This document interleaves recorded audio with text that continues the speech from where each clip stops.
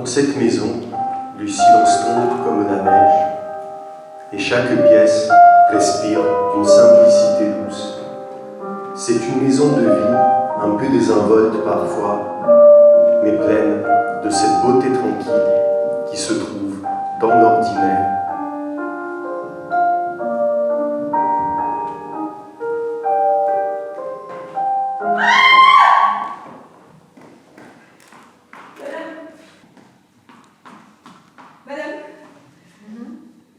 Madame, c'est affreux.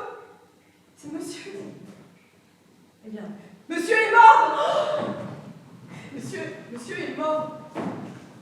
Dans son lit. Un couteau planté dans le dos. Bon, voilà le tableau. Dans cette maison, tout est une question d'apparence. Gabi, toujours à la tête, cache bien plus qu'elle ne montre. Mais sa tranquillité est perturbée par le retour de Suzon, sa fille aînée, avec ce regard lourd de souvenirs qu'elle n'a jamais laissé derrière. Le silence est plus pesant depuis que Catherine, sa fille cadette, a décidé de dire pour eux ce qu'on préfère taire. Et puis, il y a cette loyauté étrange qui se tisse dans l'ombre, celle de Louise, la femme de chambre, qui s'infiltre là où elle ne devrait pas. Chanel, la gouvernante, reste, elle, discrète, toujours fidèle à Gabi, mais prête à se tenir sur ses gardes, et sachant bien plus qu'on ne lui demande. Non mais ça va aller avec ce ton. Quoi? Tu veux pas parler normalement? Quoi? On t'a dû nous réciter du rap, Bifam, c'est plutôt classe en fait. Déjà, elles sont 7. Oui bon, désolé, on a fait ce qu'on a pu. Autant vous le dire tout de suite, on a viré la grand-mère. Donc, 8 femmes, 7 femmes, c'est classe. On n'est pas au PMU du coin. Mais t'es pas obligé de... Bon. Quoi? Allez, vas-y, pas tant que ça. Non, mais après, tu vas te vexer et tout. Bon, bref. Cette femme, la mère, les 2 filles, la fille de femme de chambre, la gouvernante, et enfin tante Augustine, complètement coincée et jalouse comme un bouc.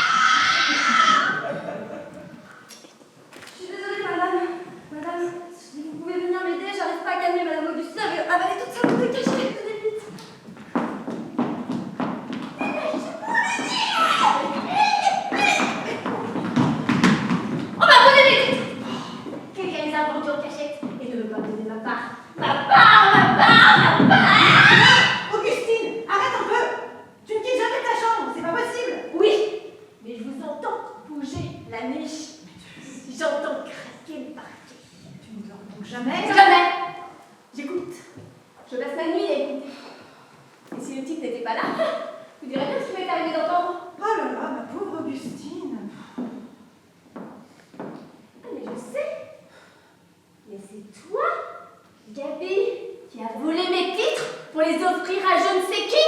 En l'air, Mais comment osez-vous cracher sur madame? Stop! Cela n'a aucune importance pour la suite. Gaby décide de prendre la voiture pour aller chercher de l'aide avec Louise.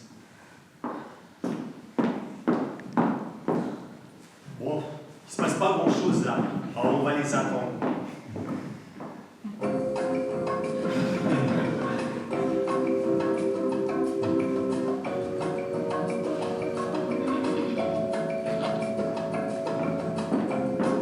Mesdames, j'ai une mauvaise nouvelle à vous annoncer. Attendez, j'ai pas fini. La voiture ne démarre plus. Non mais toujours pas. On a coupé les fils du moteur. Bah là j'ai fini.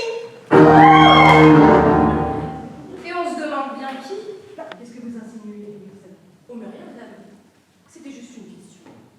Au premier interrogatoire de police, ma fille, je serai obligée de dire que vous sortez tous les soirs et que tout le monde le sait. Au premier interrogatoire de police, je serais obligée de dire, madame, que vous sortez très souvent le soir et que tout le monde l'ignore. Il y a des lois contre les faux témoignages. Et il y a des lois aussi pour éviter. Vous savez bien à qui profite le crime. Bah oui, la personne qui hérite de l'assassiné est forcément l'assassin. C'est dans tous les bouquins policiers. Et voilà, c'est absolument spectaculaire. Quel coup précis qui touche parfaitement la mâchoire. Je pense que l'adversaire n'a même pas vu venir cette frappe. C'est incroyable! Elle a vraiment porté son coup à la perfection avec une telle précision. J'arrive pas à y croire. Ça s'est passé tellement vite. Tout à fait, on va se regarder le ralenti de cette action. Voilà, là on voit comment elle tourne le bras, elle attire l'adversaire et boum, le crochet part avec une telle force, c'est impressionnant. Et bah une deuxième fois le ralenti. Alors là, tu vois bien comment elle prépare son coup, comment elle déstabilise l'autre avant de frapper. Cette précision, cette rapidité, c'est hallucinant. Regarde-moi ça, c'est plus au génie. C'est une position chirurgicale, on va se regarder une troisième fois le ralenti. Regardez, il y a quelqu'un qui marche dans le jardin. Oh, c'est l'assassin qui revient. Oh, chut, taisez-vous. Alors cette robe, choix audacieux. J'ai reçu ce matin un coup de téléphone, on m'a dit « Venez vite, votre frère a été assassiné. » Pourquoi me regardez tout comme ça? C'est une plaisanterie, n'est-ce pas? Répondez! Marcel! Marcel, ouvre-moi, c'est Pierrette, qu'est-ce qui se passe, Marcel? Pourquoi la chambre de mon frère est-elle fermée? Ne criez pas si fort. Marcel est mort. Assassiné. Un couteau planté dans le dos. Vous admettrez que votre présence nous pousse à vous poser quelques questions. Et c'est moi, je vous en prie! Qui vous a téléphoné? Je ne sais pas, c'était la voix d'une femme. Et pourquoi les chiennes n'ont-elles pas aboyé? Est-ce que je sais, moi? Et pourquoi cette porte est-elle fermée? Pour quel point? Pour empêcher quiconque de toucher à quoi que ce soit. 48 fois on a répété celle-là. En tout cas, mon frère est mort. Et je suis disposée à vous soupçonner toutes, d'avance et par principe. Nous marchons sur la tête. Je suis Augustine, la belle-sœur de Marcel. Vous étiez engagée avec ma mère par votre frère. C'est donc vous, Augustine. J'étais curieuse de vous connaître. Nous sommes abonnés au même club de lecture. Vous avez lu il y a 8 jours la Gondole des amants, non? J'ai lu ce roman juste après vous. J'ai été comblée. Entre les pages du livre, j'ai découvert quelque chose vous appartenant. Elle y avait oublié le brouillon d'une lettre adressée à mon frère. Oh, c'est une invention de cette femme. Une invention. Vous n'avez pas de chance. Je conserve tout. C'est une très très vieille habitude. Cher Marcel, il ne faut pas m'en vouloir d'avoir fait une scène à maman devant toi à propos des titres. J'étais obligée de réclamer ma part pour ne pas qu'elle soupçonne le trop gros intérêt que je te porte. S'il n'avait tenu qu'à moi, je te les aurais donnés. Sache que je suis capable de tout pour t'éviter des ennuis. Mais cesse de me narguer avec Gaby. Je glisse ce mot sous ta porte et t'embrasse tendrement, Augustine. C'est pas vrai. J'ai jamais été attirée par Marcel. Je le détestais. C'était un auteur. Il avait des raisons partout. Jamais j'aurais porté mes titres pour qu'il les donne à ses maîtresses. Regardez sa sœur Pierrette. Ils ont le même sourire. C'est la même famille. Vous me le paierez. Des menaces. Un mobile de meurtre et de menaces. C'est beaucoup pour une seule personne. J'ai pas bougé Marcel. Je n'ai pas bougé de la chambre de la nuit. Pardon? Tu as été 5 fois dans la salle de bain, et à chaque fois tu as la possibilité de rentrer dans sa chambre. La salle de bain? Mais quelle salle de bain?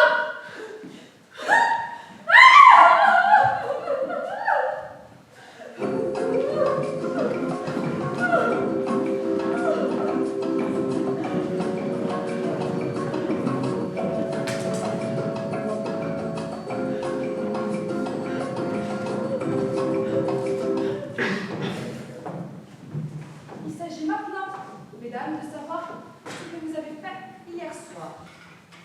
Maman, es-tu sortie de ta chambre? Non. Si, une fois. J'ai cru entendre Catherine. Je suis sortie pour savoir si elle allait bien, et puis elle était en train de lire, donc je suis allée me recoucher. Catherine, tu t'es levée? Oui, pour aller au petit coin. Je n'ai vu personne. Tu n'as rien entendu. Tu sais, j'étais dans mon bouquin. Tante Augustine m'a dit d'éteindre. Et tu m'as répondu un gros mot, petite peste. Aïe! J'habille. Dis-moi, Susan, j'ai oublié de dire quelque chose. J'ai entendu un drôle de bruit. Alors j'ai regardé par le trou de la serrure de la chambre d'Augustine et je l'ai vue devant son miroir. Elle avait un couteau. Sale menteuse! C'était mon peigne blanc en nacre que je nettoyais. À 3h du matin. Il n'y a pas d'heure pour les peignes. Nous croyons, Tante Augustine. Louise, avez-vous rencontré quelqu'un? Oui, mademoiselle Augustine. Tiens, tu nous as dit, Tante Augustine, n'avoir rencontré personne. J'avais oublié. Tu rôdais autour de la chambre de Marcel, hein? Tu l'aurais su, maman, si tu ne faisais ta chambre à part. Oh là là, se faire juger ainsi par ses propres enfants, c'est intolérable. C'est pour cette raison, ma belle, que je n'en ai jamais fait. Plutôt que personne n'a voulu de vous en tant que mère. Bon, Chanel, à quelle heure es-tu partie? Je n'ai pas regardé. Il était autour de minuit à peu près. Le temps de remettre un peu d'ordre dans la cuisine. Surtout que Louise a voulu faire le petit œil de la fée elle-même. Ah, je commence à y voir clair dans votre jeu, ma fille. Que madame voudra, mais je préfère être accusée de vice que de meurtre. Bon, il ne reste plus qu'à demander à vous, Pierrette, où étiez-vous hier soir? Je suis allée faire une visite personnelle qui ne regarde que moi. Qu'avez-vous fait après le départ de Louise Pierrette? Rien. On a parlé. Puis j'ai quitté mon frère quelques minutes plus tard. Donc, jusqu'à preuve du contraire, la dernière personne à avoir vu mon mari vivant, c'est vous, Louise. On peut m'accuser? C'est ça? Très bien. Ok, très bien. Bah, je préfère tout dire alors. Quand j'ai monté son tilleul à monsieur, sa sœur Pierrette était avec lui. Oh! Je suis venue bavarder avec mon frère, j'avais le cafard. Et qu'avez-vous fait après le départ de Louise? Rien. On a parlé, puis j'ai quitté mon frère quelques minutes plus tard. Oui, ça je peux le jurer. J'ai vu mademoiselle Pierrette repasser devant la fenêtre de la cuisine. Mais elle vous a rien dit à ce moment-là. Bon, écoutez, je vais tout vous dire, hein, comme ça vous me laisserez tranquille. Mademoiselle Pierrette, en descendant, m'a demandé de ne pas parler de sa visite et m'a donné 100 francs. Oh! Et je la traite bien, petite crue. Comment? Mais dites donc! C'est pas un secret, vous couchez avec tout le pays! C'est sûr que vous êtes au courant, nous couchons toutes les deux avec les mêmes. Et puisque vous mentez pour me faire avoir des ennuis, mais moi je vais leur dire pourquoi vous m'avez donné 100 francs. Parce que lorsque je suis entrée dans la chambre, vous étiez en train de dire à monsieur, si tu ne me donnes pas cet argent, je te tue! C'est fort, je disais, je me tue! Non, je te tue! Ma pauvre Louise, votre parole n'a aucune valeur, vous n'êtes qu'une bonne! Ma pauvre Pierrette, votre parole n'en a pas plus, vous n'êtes qu'une putain. Ah oui, mais moi je préfère. À ce stade, il devrait partir. Non! Elle devrait lui jeter un verre à la figure, plus impactant! Bon, moi j'en ai marre de cette mascarade. Je cours jusqu'au carrefour et je l'appelle une voiture. Bon, ça tourne un peu en rond là, on avance? Bah voilà, en gros, on apprend que Gabi trompait son mari avec son associé, que la grand-mère est morte, que Susan est enceinte. qu'elle n'est pas la fille de Marcel. Et qu'elle est bien contente parce que le bébé est Il y a les oreilles chastes ici. Que Chanel et Pierrette sont ensemble. Que Louise couchait avec Marcel. Que bla bla bla.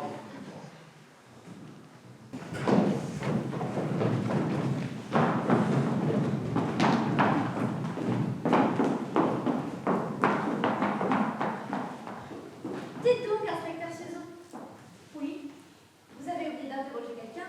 Bah qui? Toi? Bon. Bah oui. Tu as passé en revue aussi ses emplois du temps d'hier soir, mais tu as oublié de nous parler du tien. Bah. Enfin, Catherine. Ne dis pas de bêtises, je suis allée chercher ta sœur à la gare ce matin.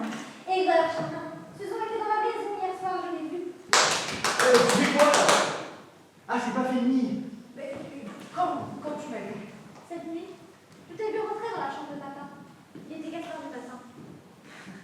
Non mais, je n'ai pas tué mon père, je jure. En fait, c'est vous tout. C'est moi qui l'ai tué parce que moi aussi je voulais me faire Louise. Oh, non, c'est chier là. Madame la grille est bloquée.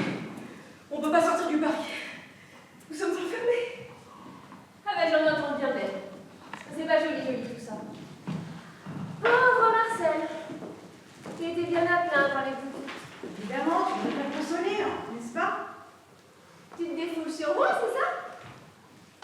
Ça t'a mis en colère quand tu as surpris Louise avec Marcel en train de forniquer.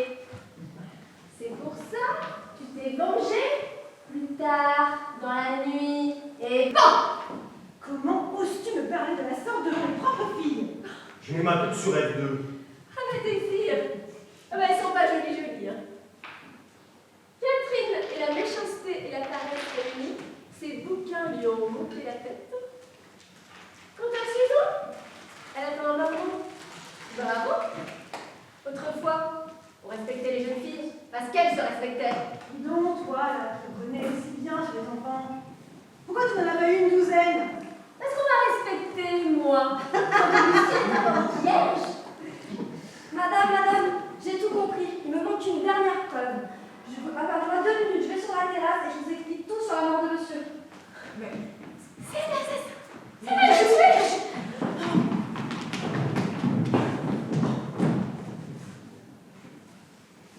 Ah, c'est bien ça, je le savais. Mais où êtes-vous? Pourquoi vous êtes-vous parti? Mais où êtes-vous?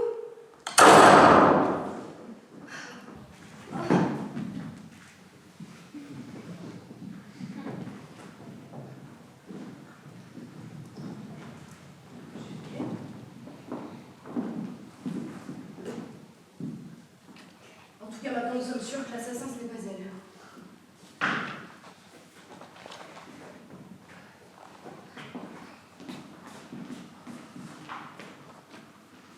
Louise, vous savez que Pierrette a pris, la clé des champs?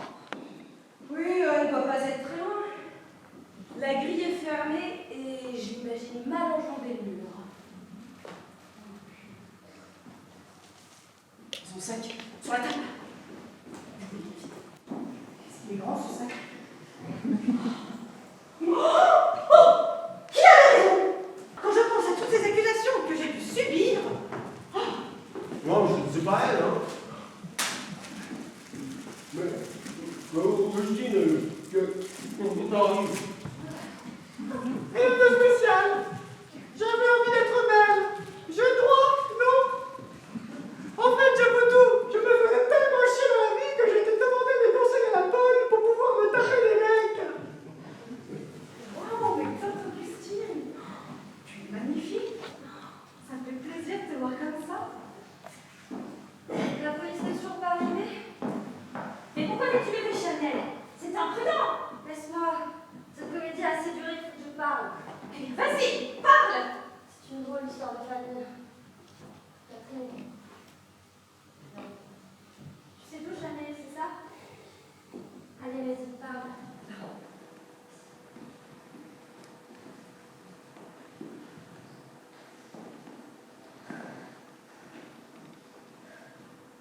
Écoutez-moi bien.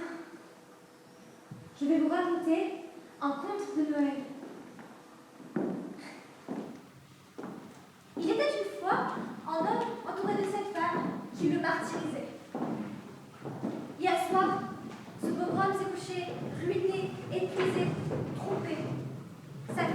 Catherine, à tout.